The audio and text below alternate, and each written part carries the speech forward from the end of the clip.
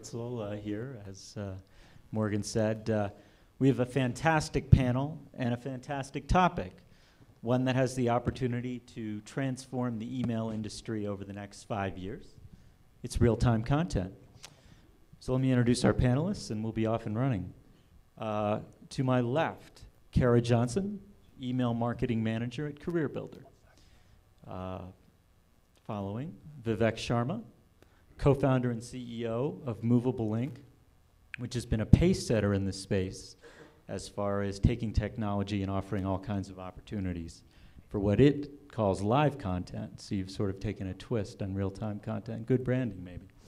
Darren Vengroff, Chief Scientist at RichRelevance, which works in personalization of e-commerce. He previously worked at Amazon and developed so many breakthrough products there that I guess are still in use. And following him is Wacarra Yeomans, Creative Director at Responsys. She worked at Smith Harmon previously and has a lot of general advertising experience, having worked at Publicis. So I'll throw this out to anyone. Real-time content, as I mentioned, it offers all kinds of opportunities. Notably the chance to prevent email from losing relevance. It can be updated while it sits in the inbox.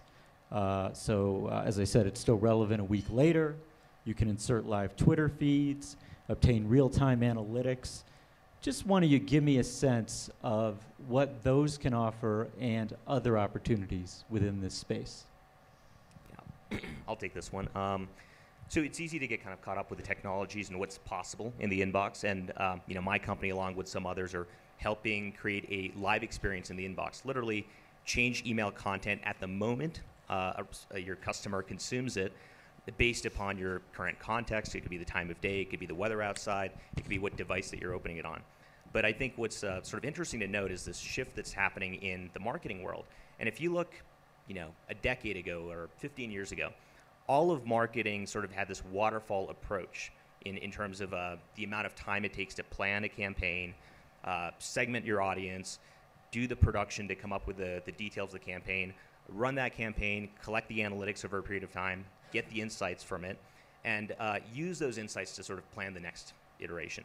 And so if you're the CMO sitting there and you're looking at print, you're looking at direct mail, you're looking at television, you're looking at email, social, web, mobile, there's a spectrum of engagement touch points with your customers. Some of those channels have actually moved into a more agile form of marketing, and I think I'd note web, mobile, and social in those categories. And what that means is that long planning cycle that was taking place, that 3-month iteration you'd go through, kind of goes away. So if you look at companies like Facebook, they're pushing out live code on a daily basis. So their website is very adaptable. You don't have to be sort of beholden to a campaign cycle. Things that are happening in social, it's very real time. It's changing on the fly. I think most recently, what's happened in display ads is a perfect example of this, where you had this long planning cycle. Today, the advent of things like RTB and ad exchanges make it really easy for you to sort of buy an audience on the fly, determine what your inventory should be, what your bids for a given ad should be. So email is still sort of in this world where you've got this long cycle. Lots of the customers that we work with we've talked to a private sales site that plans six weeks in advance what that email is going to look like and what products are going to be displayed in it. And our goal is to really make that a more agile platform and to compress that cycle. Because as email marketers, we're scientists. We create a hypothesis, we generate that experiment, and we'd like to be able to test this. And the faster we can do that, the faster those cycles are, the more meaningful the insights we get, and the faster we can adapt to the market. You mentioned your scientists. Yes. We have a chief scientist on the panel. I don't know if that outranks you, but his seat's a little bit higher, so I think so. You have any follow-up on that? So yeah, thank you. I agree with what Vivek had to say about bringing down the cycle times. I think we do a ton of that with our clients. I think the one thing I'd add to his comments is on the analytics side, really getting to the point where we're not saying, okay, the analytics are telling us what happened last week, but the analytics are telling us midstream, mid-campaign, what's working, what's not, how we should change things. So, for example, you may have 5 campaigns a week, or 20 campaigns a week, or maybe even 100. We have clients kind of all across that spectrum, and you go and build some segments, and you say, okay, I want this campaign to this segment, and that to the other one, and so on.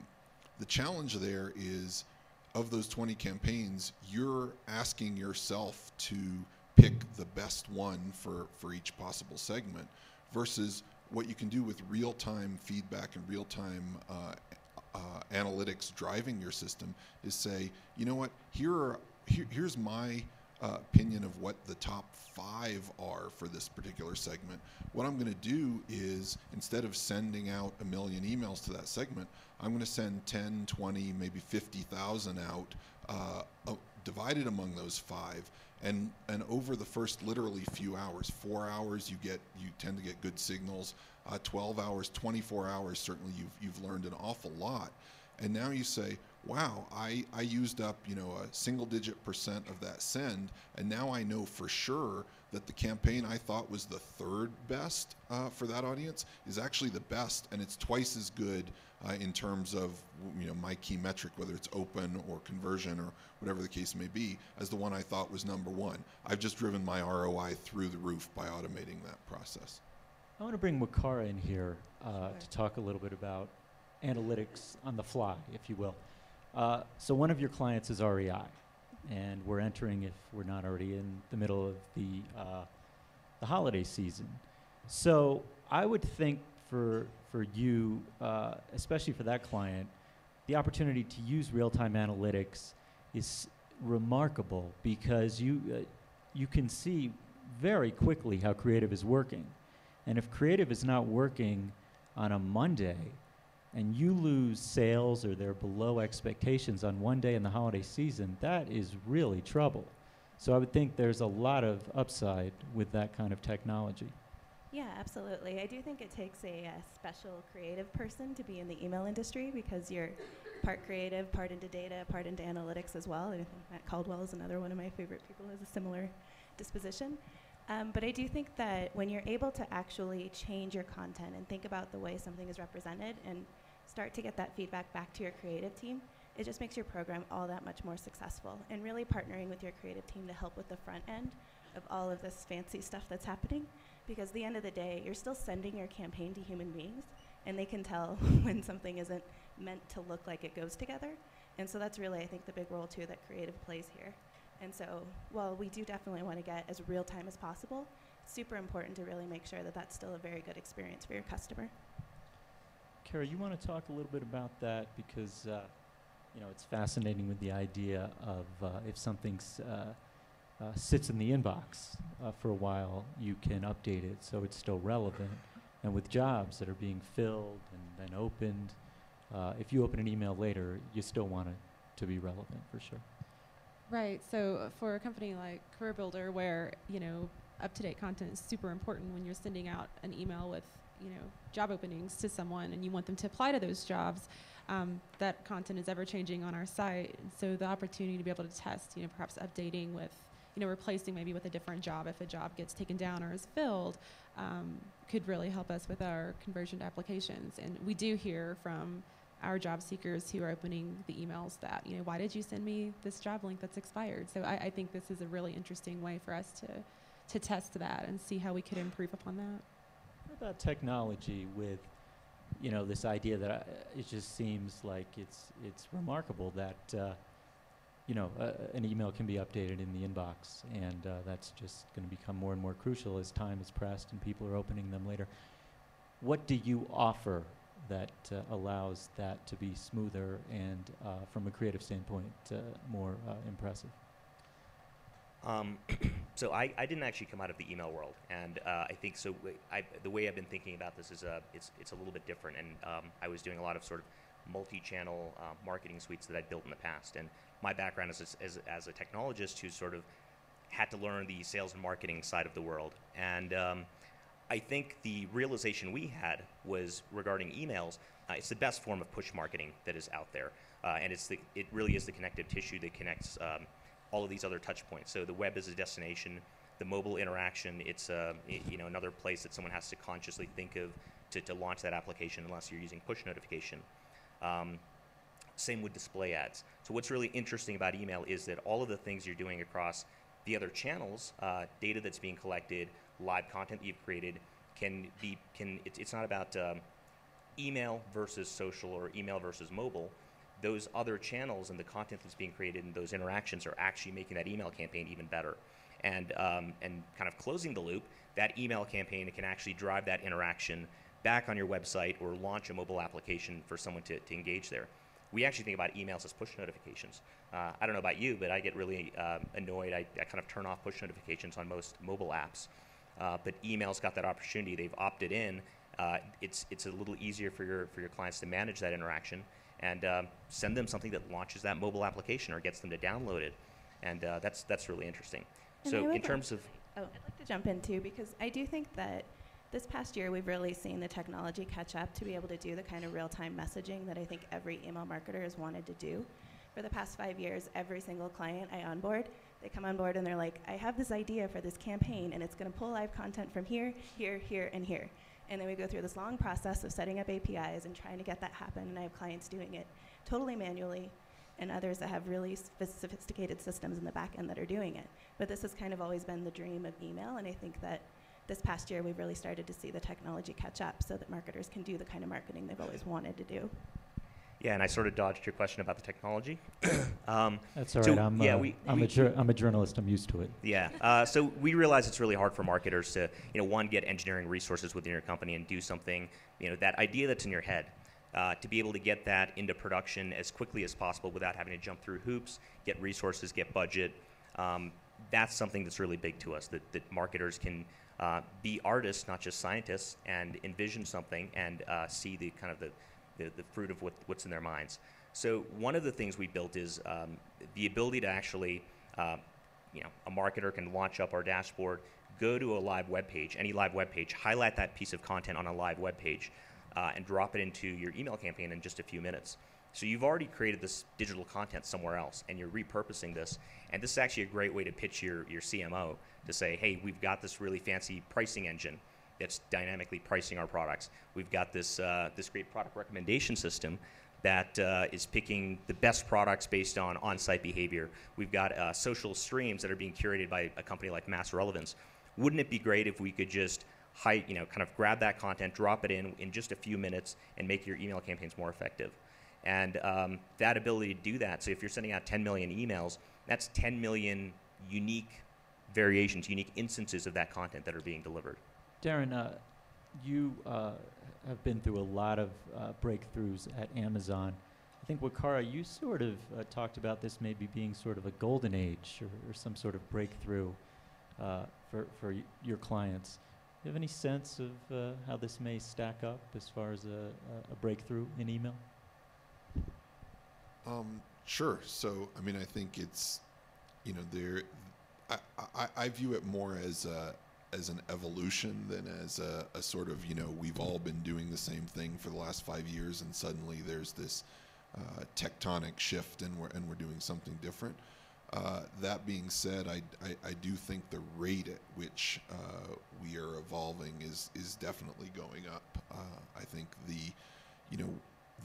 one of the things I often talk about as sort of the ultimate goal of this kind of marketing is to really move beyond the segment entirely, to stop even thinking about that and really thinking about, every segment I have has one member. Every single one of my customers, my shoppers, is a unique combination of interests and behaviors, and not just that, but that those change context to context. So I may know my shopper extremely well. Today she's shopping for herself. Tomorrow she's shopping for her kids or her husband. Very different contexts, very different goals, even within that one shopper. And so this evolution towards segment size of one, real-time interaction, having an engaging conversation across all your channels, with email being a very critical one of those, is the place we're going, and I think we're going there more quickly than we have been in the past. So it's great to see. So I have a question for Darren, actually. This is a question I asked the panel yesterday about sort of recommendation systems and looking at past behavior, and what is RichRelevance doing in terms of discovery? So things that I may not have done in the past. It's not my past purchasing behavior, but is there something you could do that taps into my social graph and what my friends are interested in, or people with similar interests? I'm kind of curious what Pinterest sort of informs in those recommendation decisions. Sure. So yeah, that's a great question. I mean, it's the at the highest level, the way I answer questions like that is I say, in the personalization world, a lot of people think we're in the prediction business, that I'm trying to predict what it is you're going to buy next based on what you've bought in the past, or what you've searched for, what you've looked at, what you've done on social networks and so on. If that's all I'm doing, then I'm not really generating any incremental sales. I'm sort of getting you the things you would have bought anyway. What I'm really trying to do is determine which of a set of offers or interactions I can put in front of you are most likely to lead to you doing something incremental to what you would have done anyway. And so it's exactly that question that Vivek just answered. So I think the kind of signals we look at there, certainly social is an interesting one. I think it's a little bit overhyped. Luckily, I think some of that hype is passing. But if you sort of think, well, if you want to recommend a film to someone, recommend films that their friends like. Well, my mom's my friend on Facebook, and we don't really watch the same kind of movies. So maybe that's not so great after all.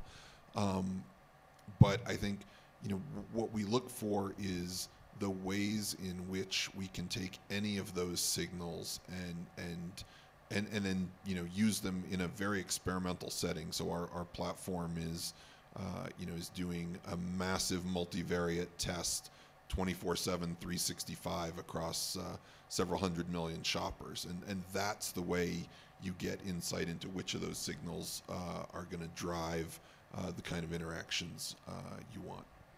Forgive me, and I want to get to Kara in a second, but I didn't hear you mention real-time content or updating as something that can grease that personalization wheel. If I did miss it, I apologize, but can you expand on that? Sure. So, and yeah, it's probably my fault for not mentioning it. I guess I think of real time as being so implicit in that maybe I should have mentioned it more, but yes, literally up to the last click that someone's done on the website, or the last visit to your store, the last item they browsed, whatever the case may be, and that it has to span all channels. So when we talk about real-time content in email, talking about things where the content is dynamic based on when you open it. So that's again another example where up to the last click. So don't show me the product that I bought 2 hours ago embedded in the email that you sent me 24 hours ago and I just opened now. I want to move to what I think is one of the cooler things, is the idea you can insert a live Twitter or Facebook, live Twitter feed, or what your, I guess, the news page on Facebook. You can put that in an email. You see the potential in that, which I think is interesting. Give us a sense how it could be applied. Sure. So with some of the testing that we've done with some of our emails that are, once again, driven toward getting people to apply to jobs, but we've inserted a little bit of sort of a personalization with a photo of a customer service rep and a special phone number that person can call, and it definitely lifted the conversion on those emails. I feel like that kind of gave that one-to-one, less cold transactional feel to that email. And so we have Justin, who manages our Twitter feeds and our Facebook pages, and so this is a real person. So it'd be interesting to take Justin's tweets and Justin's Facebook statuses and put those right into the email, so that those people getting these emails could actually connect with him. They could ask a question about Career Builder or the jobs, or just see an interesting article that maybe he's, posting that day about, interview tips or the coolest jobs hiring this week or whatever that might be. You've actually done some of this, Wacarra, right? Yeah. Did it work? We partnered with our friends at Movable Inc. And we did do a Twitter test where we pulled in a live Twitter feed for a pretty large telco company that we work with.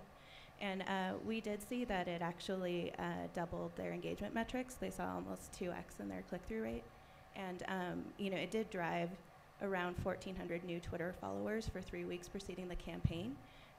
But however, it drove no revenue, or no additional revenue. So it's important to remember that when you're pulling in this kind of real-time content, that the metrics that you're trying to match are actually ones that you can achieve by using this content, and focus more specifically on what that it can actually do.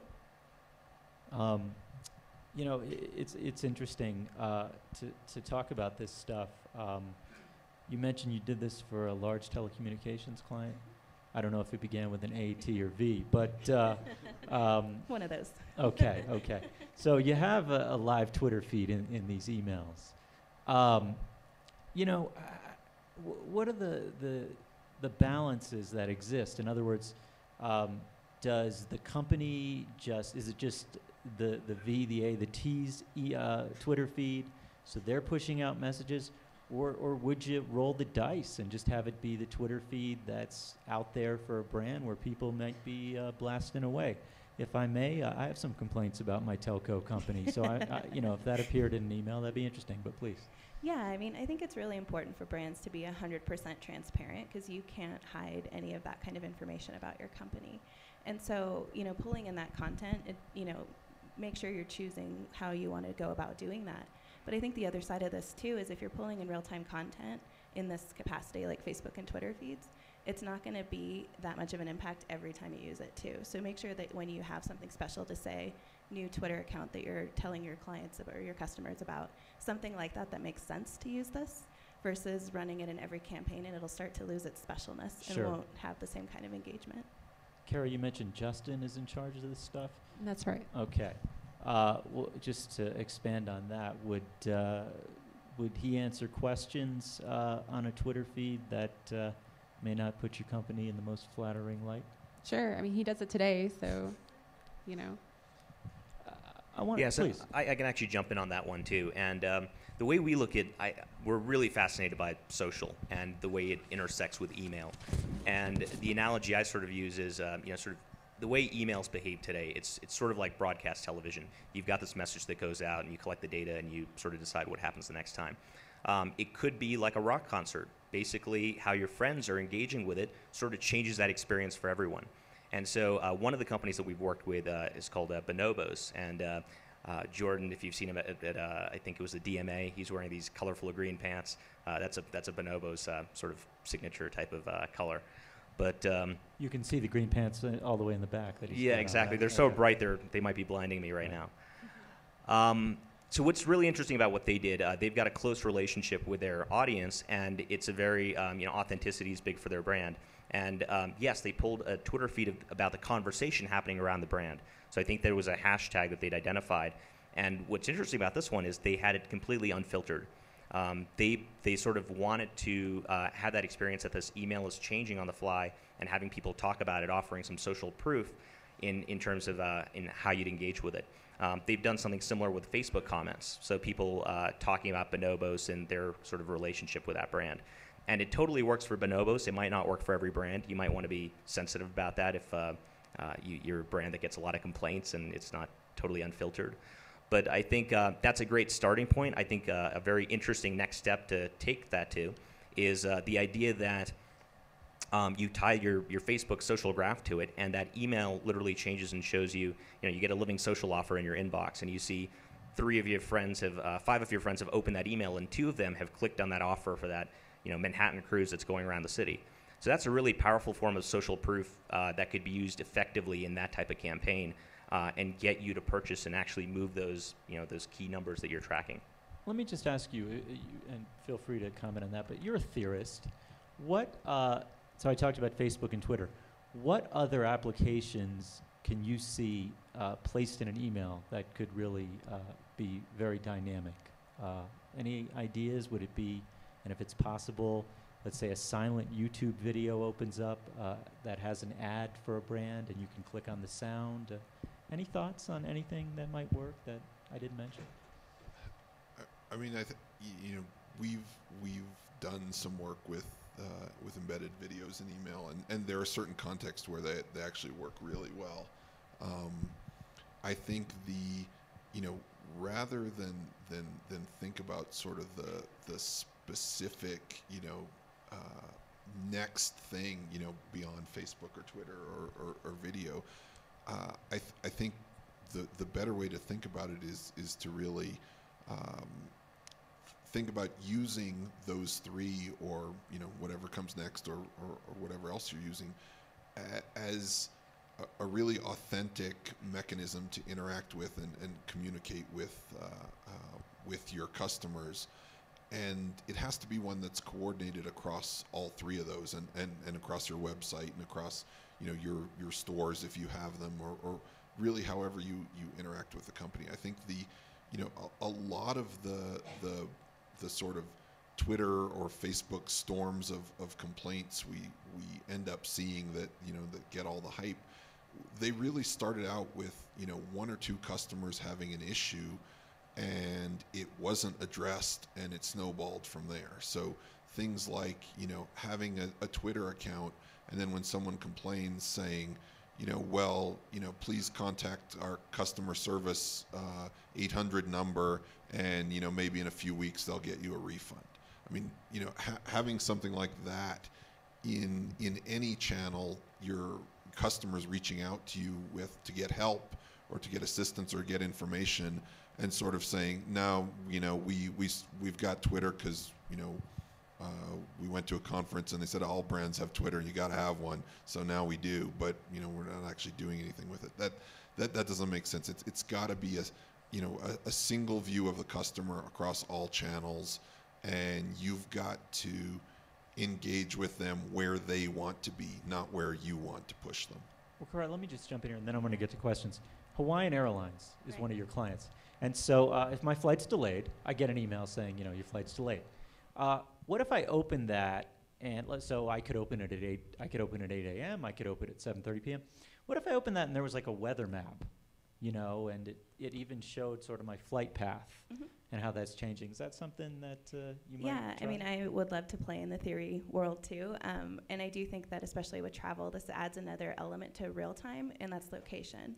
And I would love, and I put this out there because I know these are the smartest people in the industry, how do we start to make real time plus specific location become a reality for our customers? Because that would be the hyper example of relevant content. And in a way that, say for example, your Hawaiian Airlines, you know, customer, you're getting your pre-trip email, you know that you're going somewhere, or you're already in Hawaii and you don't know your way around and you're getting ready to check in for your flight, and they know that there's a great spot for you to grab lunch before you go to the airport. Things like that you could potentially start to feed in that kind of content because you know that your customer is in a specific location. And obviously this is the kind of thing that you'd want to be very smart about how you do it so it's not creepy, but you'd also find a really great way to give customers the kind of information that would be the most important to them at that moment. Kara, in 2013, based on what you've heard up here and all the stuff you've done to do some background research, what will you perhaps test and experiment with? Any thoughts? Definitely. So I definitely want to check out and try out replacing, you know, like I mentioned earlier, just job content with the most up-to-date. You know, if we have a job posting that gets taken down, let's replace that. That's kind of the obvious one. But another one that I really see an opportunity in is we've done a lot of testing around data around, you know, when you're applying to a job, and you know, what kind of education do the other people that applied to this job have, or how many other applicants were there, or how many resume views that you had as someone who's, you know, looking for that next step. And we've done some emails where we've sent out, you know, you had X resume views last week, and people are super interested in these emails. I mean, we get almost a 50% open rate when we send things like that out. So I think it would be really neat to test some of that data and have it, you know, updating in real time in the email where, you know, maybe there's a spot in our job recommendation email where it's giving them updated day-to-day stats on, from their account. Here's how many resume views you've had, or something along that line, or your job applications have this many applicants, or whatever. People really like to get that, and I think the more up to date it is, the more relevant it's going to be. 1 minute. Can you make that happen? Yes. Let's take some questions. Anyone have one?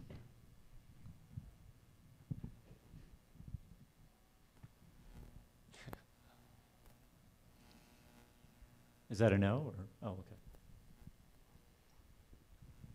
So, email coding, we can't put script in it, correct? I mean, we're still. I mean, I can't. I haven't been able to put script in it and not have deliverability issues. So, how's it done? I mean, is it passing through URLs? Is it passing through image source tags? It's still using the same code, but you found a way to feed data through the sort of old school HTML code that we use in email? So there may be some different approaches that are being, I know Hotmail has an active views sort of way of delivering live content where you've sort of got certified code. When we looked at this, we wanted something that would just work across every email client. So whether you're opening that email on your iPhone or an Outlook or in Gmail or Yahoo, it just has to work. So I think the moment of realization came to us when the one piece of an email that doesn't get sent along with it are the images. Those are called remotely. So if you look at what happened with the web, application servers came by, which you'd request a piece of content, and that would be generated on the fly for you and returned in real time. And so we're doing something like that for email. So we're basically an application server for email. But it's all images. So what do you do with text and URLs? How do you feed those in real time? Same way? So text we can't change that on the fly. Most of our clients do rely pretty heavily on getting the look and feel right with using images as a big component of that. And links can be rerouted, dynamically linked on the fly. So you could have a product swap out and click on that and you land on a different landing page, or we can auto-detect if you already have a mobile application installed and choose to either launch that, or if you don't, go to the App Store to go download it. And that's actually probably going to be a challenge for us testing this, because all of our content is so text heavy. And actually, I've done tests where when I remove the images from our email, I actually see more applications and more conversion that way. So it'll have to be a strategic, test to figure out how to associate those images into an email in the right way. Yeah, we do it with a lot of images and image maps where we've got the basic template, and then as Vivek was saying, we dynamically render it at the time the request comes in. There's a little bit more to it than that, just in the sense that you have to remember that particular email was opened and what you served, because when they reopen it 2 hours, if there's completely different content, it's pretty weird. Does that freak people out? Have you guys seen? I haven't tested this yet. So I mean, do people go back and reference? Okay. Yeah, we'll render it at the time of first open, with the exception of things like live Twitter or something like that people expect it to have changed in 2 hours. Yeah, We could freeze it, but we've seen that people just sort of adapt to this new way of things working. Yeah, and I would agree that most people are doing it with images, but the clients that I've seen that have done it with HTML text, it is a really complicated back-end setup that's required some custom API scripting. But it's possible if you have the gumption to do it. Another question? Vivek, your investors aren't going to be happy with this question. But you partner with ESPs. Yeah, we do. What's to stop them from just building this technology themselves? So I'll flip that around. What's to stop us from being an ESP? I guess the point is we're not interested in that. There's focus is very important, and we work with many of the major ESPs. They have a great relationship with their clients.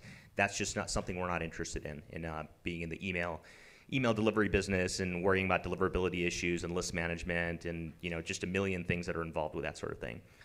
So why wouldn't the ESPs do this? Given enough time, given enough really smart engineers, and the stuff that we built, your standard web engineer couldn't build. There's some very low-level code. It's an application server. You imagine sending out 10 million emails, and 5 million of those are opening within the first 5 minutes, and each of them are getting a personalized piece of content.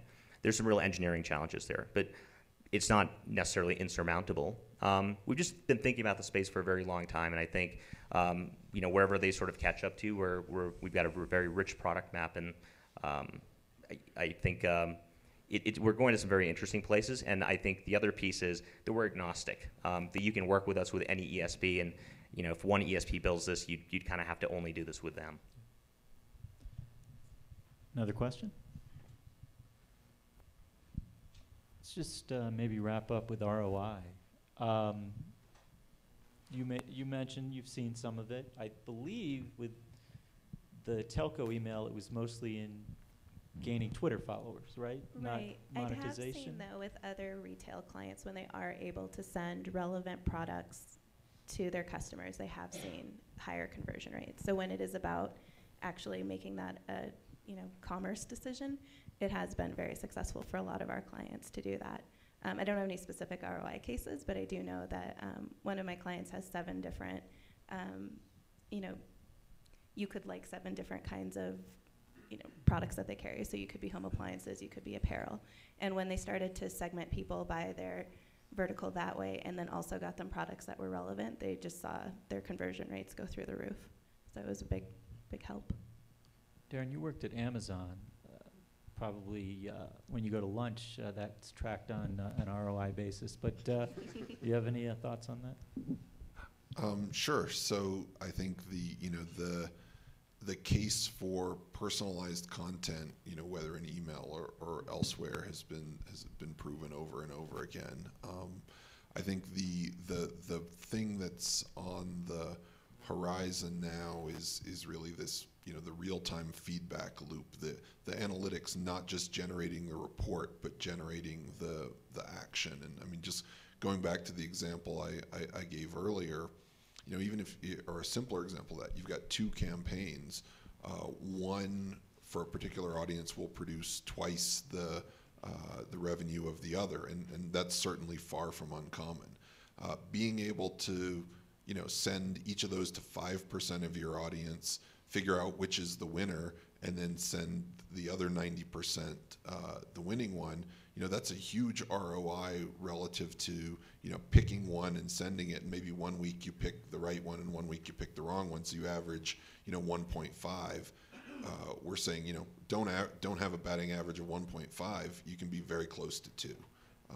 I think that and those numbers are dramatic and certainly achievable with the technology we've got in place today.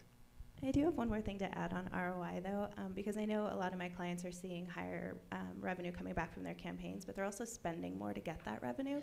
And it's important to think about that, too, that it is an investment that you're making, and you are going to do better things for your business. But I think email marketers are used to seeing such a high return on that channel. And as we start to invest more and more into it, but we need to in order to get the right kind of content to our customers.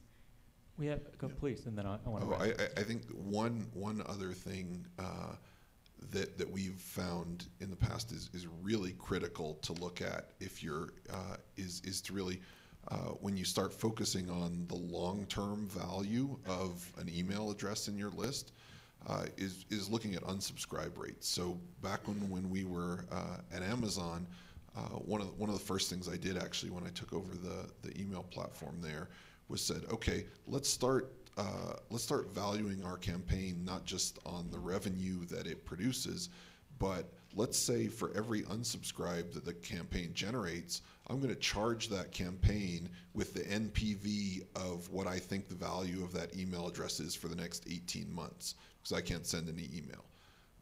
That completely changed the equation of how you target, how you decide who to send what. It made it clear that there are many circumstances where there are certain customers it's better not to send them any email this week from what you have available. And what we were able to prove out over the long term is that really increased the revenue over, say, a 12-month horizon per address we had in our database dramatically. This is an emerging space. It'll be fascinating to watch. Thanks a lot, guys, and let's give them a round of applause.